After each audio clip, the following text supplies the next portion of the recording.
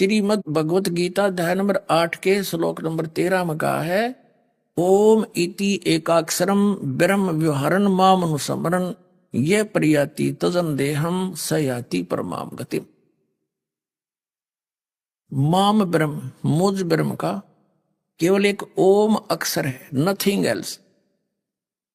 और इसका तो अंतिम सांस तक सिमरण उच्चारण करके सिमरण करता हुआ जो शरीर छोड़कर जाता है, स याति परमाम गतिम, वो उस परम गति को प्राप्त होता है जो ओम से मिलने वाली है।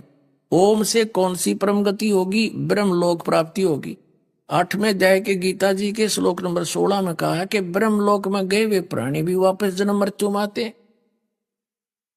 तो ये के खाक परम गति हुई। जब फिर जन्म मृत्यु या संकट नौका न्यू रह गया तो क्या फायदा है? कैसी परम गति? इसलिए गीता ज्ञानदाता कहता है कि अर्जुन चौथे अध्याय के 5वें और 9वें श्लोक में और दूसरे अध्याय के 12वें में 10वें अध्याय के दूसरे श्लोक में कि अर्जुन तेरे और मेरे बहुत जन्म हो चुके, तू नहीं जानता मैं जानता। इससे सिद्ध है कि ओम नाम गीता ज्ञानदाता ब्रह्म का, और ये श्री कृष्ण जी में प्रवेश करके बोल रहा है। तो ये स्वयं नाशवान है, जिसकी भक्ति करने वाले की भी जन्म मृत्यु सदा बनी रहेगी।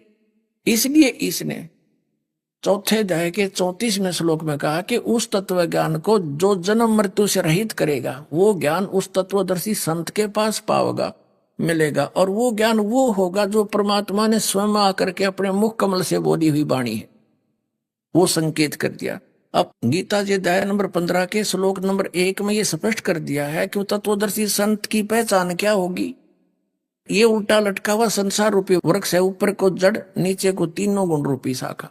गीता जी अध्याय नंबर 15 के श्लोक नंबर 1 से लेकर 4 तक का निष्कर्ष बताता है दास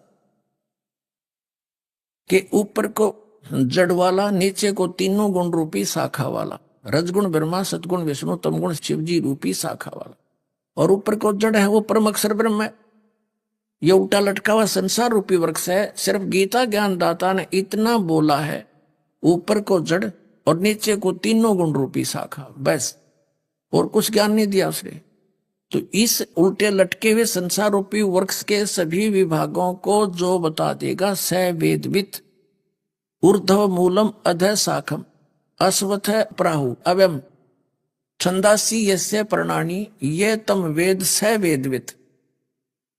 इसने सिर्फ इतना कहा, ऊपर को जड़ है और ये संसार रूपी पीपल का वृक्ष कहा जाता है अविनाशी, और इसके नीचे को शाखा है। फिर दूसरे श्लोक